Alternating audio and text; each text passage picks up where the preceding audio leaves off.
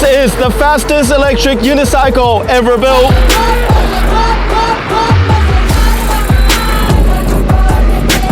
With an insane free spin of 83 miles per hour and an estimated top speed of 62 miles per hour. This week I'm gonna ride the Veteran Lynx and attempt to answer the question, exactly how fast does this wheel go? And does this crazy performance make it the best EUC you can buy right now? Are you ready for the 151 volt wonder wheel from Veteran Leaperkim? Roll the intro.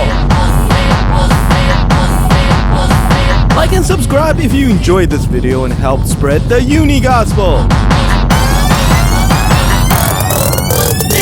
First, a quick shout out to Veteran for sending me this link for review purposes, but as usual, opinion expressed is strictly my own. And check out my accessory shop, themosfet.com, if you're looking for aftermarket upgrade like the nifty e-ride pedal I had installed on this Lynx. Veteran had a meteoric start with their first wheel, the Sherman, back in 2020. There have been speculation of the development of a higher voltage Sherman S ever since the introduction of the original Sherman S back in 2022. But unlike most, I never thought that it would be a simple matter of just fitting a higher voltage electric system into the same Sherman S shell and adding a nifty product suffix like, oh, I don't know, the Sherman S Pro or something. Because I knew that Veteran Leaperkim understood that increasing the voltage and power output of a wheel fundamentally changed its very essence. The Sherman S, how its design made sense as a 100 volt, 100 pound hydraulic suspension equipped EUC with a 3600 watt hour battery pack.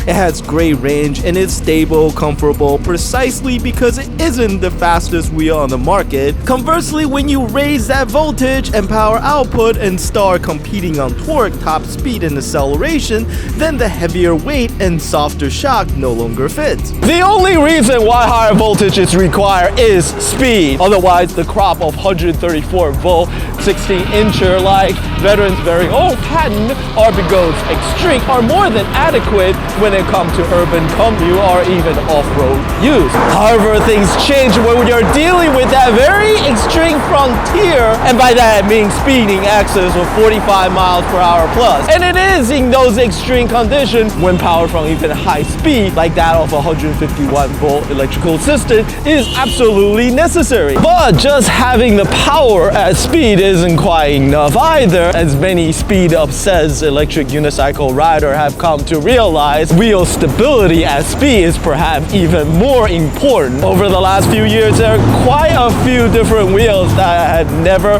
managed to get to their top speed because of stability issue that I experienced doing my test ride. Examples include Gmaster Pro and InMotion V13. Both have more than enough power but did not have that combined geometry and software tuning to allow easy access to their performance limit. And the question is, how will the Veteran Lynx fare in this kind of condition? Which brings us to my review, and as usual, I'm going to rate the Veteran Lynx based on 5 different criteria, and their design, convenience, performance, ride quality, and finally, value. All on a scale of 1 to 5. Starting with design, the outward appearances of the Veteran Lynx is pretty predictable and basically look like a supersized version of the Veteran patent, sharing many of its practical-minded design cues.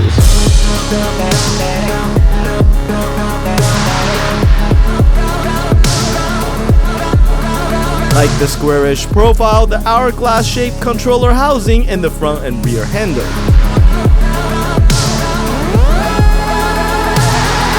Instead, Veteran choose to focus all their effort and engineering on internal updates, the most remarkable of which are the weight saving. Even though the Lynx is a larger wheel as compared to the smaller 16-inch Veteran patent, they actually weigh the same at 90 pounds or 40 kilograms. Much of the weight saving is realized via lighter magnesium alloy casing instead of aluminum, and not just for the battery cover but also for the motor and controller housing. Also, since magnesium is cast instead of folded, it has the additional benefit of allowing more custom shaping.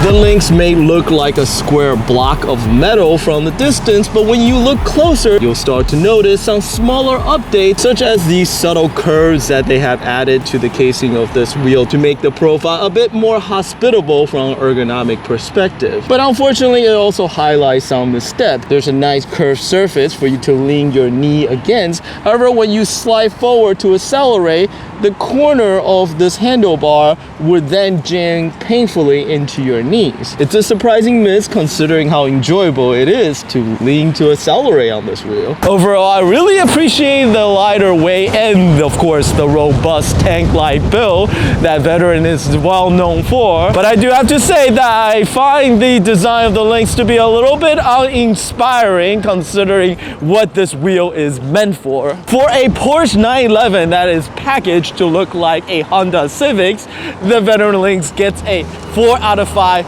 for design. Next, let's talk about convenience, which has never been a focus for Veteran, a company that is better known for pushing the performance envelope, but their wheels also had always covered the basics of EUC convenience well. There is a solid and very usable trolley handle, which made pushing the wheel around easy to do, and a very functional kickstand that may be mounted a bit too low for regular off-road use. I did manage to break a similarly positioned kickstand on my Veteran Patent, doing a particularly gnarly off-road crash. A headlight with a bright but not particularly well-shaped beam pattern, which will blind any incoming pedestrians, bikes, or car traffic. And a easy-to-read black and white backlit LED display up top, which make control and changing custom setting on the fly easy to do. The front and back fenders are okay. They're low enough to reduce the amount of spray you get from riding in the rain, but they're not quite wide enough to keep your pants completely clean either. From the perspective of high-end modern electric unicycle, the Veteran Lynx gets a 3 out of 5 on convenience for delivering the basics and not much more. And that is fine for the Lynx because I think there is just one thing it needs to do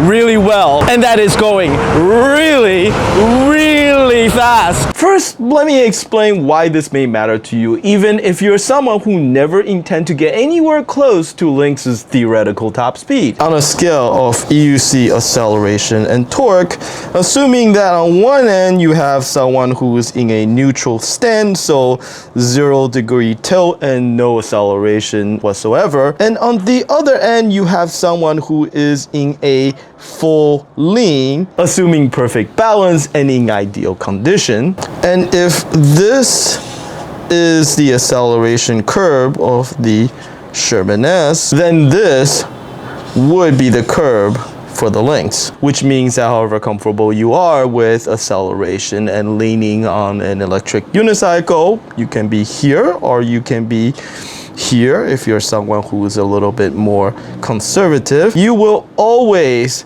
get more out of a more powerful wheel like the Lynx, or as an alternative, you wouldn't need to lean as steep to achieve the same acceleration and speed, which is exactly what you want in a track race: as much torque and power as possible coming out of a corner and as much top speed as you can get in the straightaway. And there is nothing else on the market right now that can compete with the Lynx when it comes to acceleration and raw speed.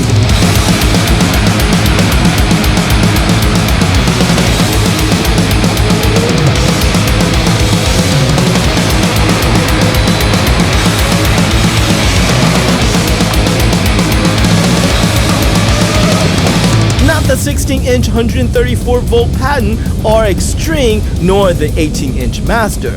On a single New York City lone block, which is 225 yards or 200 meters long, I can easily hit 45 miles per hour in half the length and come to a stop at the end. And I am not even fully acclimated to the wheel and can very likely improve on those numbers with more practices and in less populated areas.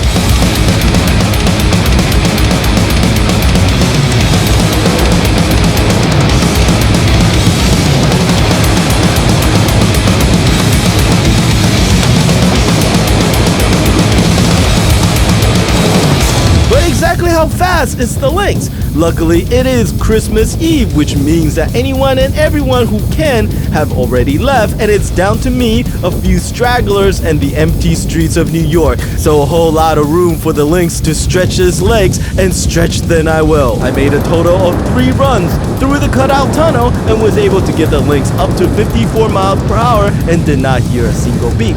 Or put another way, I wasn't able to hit 60 miles per hour since at present, with the way the Veteran Lynx is balanced and tuned, I did not feel sufficient stability to achieve a higher speed run. Although I have plenty of distance, the less than ideal surface condition of New York City road means that both I and the wheel will still have to deal with potholes and bumps, the frequency of which increase with speed, and at 50 plus miles per hour, even the slightest of wobble can be alarming. I also attempted a similar run unsuccessfully on the West Side Highway where the surfaces are better, but crosswind there make high-speed run even harder. But despite the fact that I wasn't able to hit its top speed, practice, I cannot deny the fact that the Veteran Lynx is the fastest electric unicycle on the market right now and earns a 5 out of 5 for performance. Now I do want to talk a bit more about my experience doing high-speed runs with the Lynx. If you intend to do track race with this wheel, which is again what I think Veteran had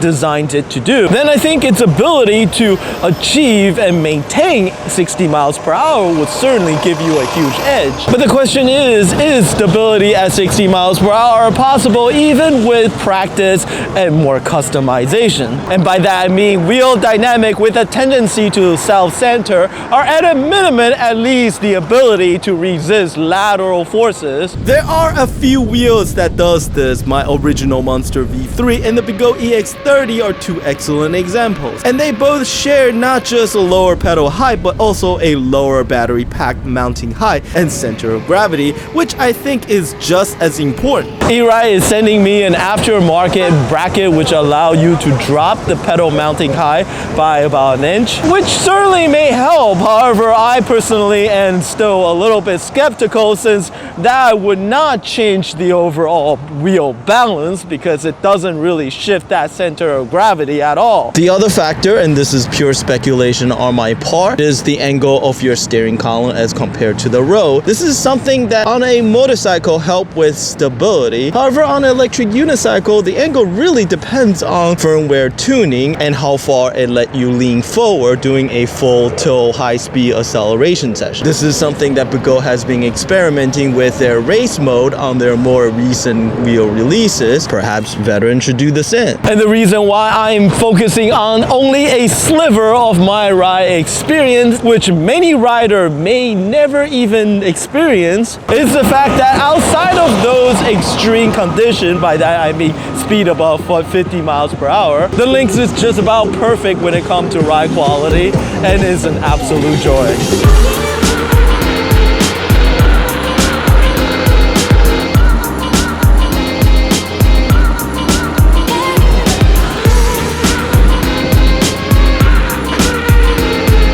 This is an 18-inch wheel that rides like a lighter and torquier 16-incher, but yet have the additional stability and smoothness that come with a larger 18-inch wheel.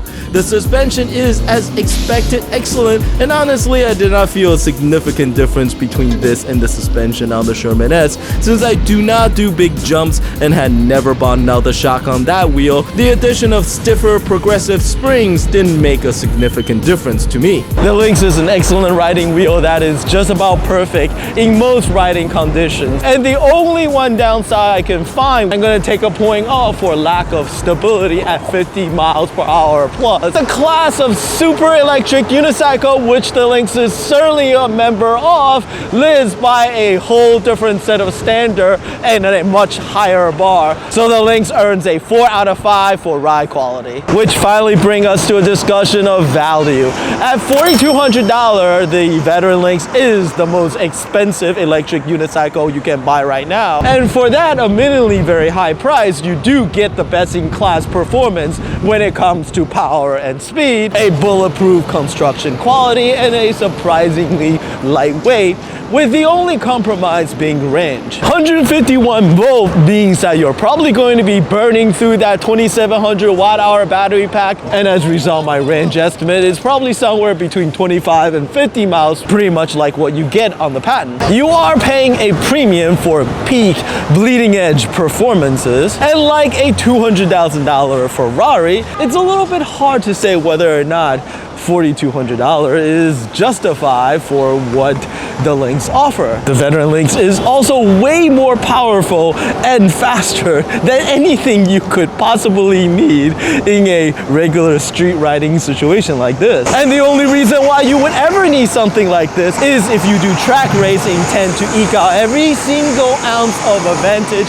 you can get. This is neither a practical nor reasonable electric unicycle, but I love it anyway. If you can afford its high asking price, then in my humble opinion, it's worth every single penny of it, and the Veteran Lynx gets a 4.5 out of 5 for value. So what do you think? Is the Veteran Lynx a hit or a dud with you, and have electric unicycle gotten too fast and too furious? Well, that is what the comment section below is for.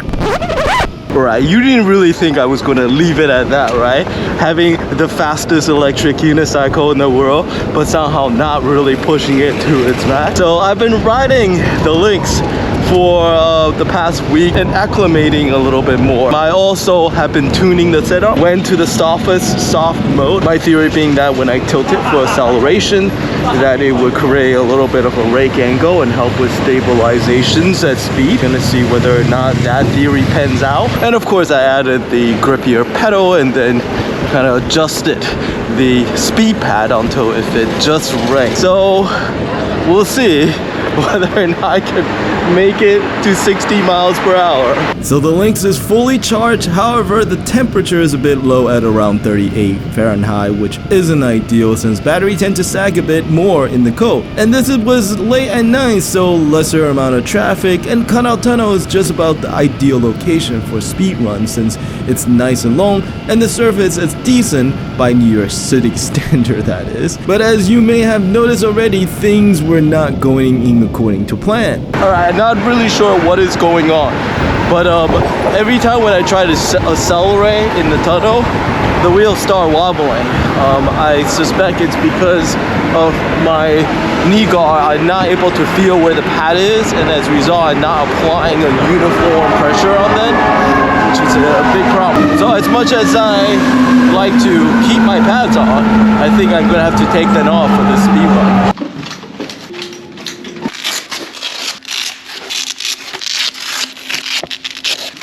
Alright, let's try this again. Attempted to. I need to make sure my foot is in the right position, and yeah, I can feel the speed pad. This is definitely a lot better. Hopefully you can actually hear me above all this wind. The second run was definitely a huge improvement from the first. I was able to easily push the wheel past 50 miles per hour. However, the whole time, for whatever reason, it feels like the wheel was pulling to the left all the while.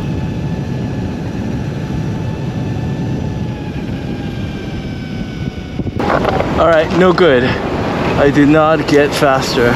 The wheel was leaning a little bit to the left. I suspect it's because my right foot is just a little bit further in than the left, and that is causing an imbalance. I'm also going to take the right tunnel if I'm able to this time and see if the slope of the road would hopefully work in my favor. Past 50 miles per hour, the power output and torque is significantly reduced, which also lower the amount of traction you have and make the wheel feel like a slippery piece of wet soap below your feet. Wind force becomes a huge factor, and any tiny movement threatens to change your wind profile and your already precarious balance. And there it finally goes at 58.1 miles per hour.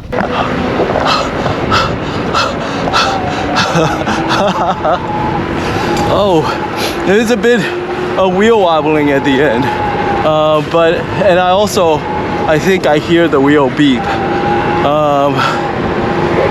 I think I got to like 57 or 58. The Lynx definitely feel surprisingly powerful. It is absolutely I'm still shaking from this. Oh, I think that's it. I'm going to call it a day. And you know what? Once again, I ramble on too long and somehow managed to waste another 15 minutes of your life, but I hope you enjoy it. Shout out to my supporter on Patreon. Please check out the link in the video description below if you enjoy and like to support my work. And as always, as much as we all love electric unicycle, the only ways for us to get better wheel is to grow as a community. So tell your friend, teach them how to ride and get them hooked. And until next time, thank you.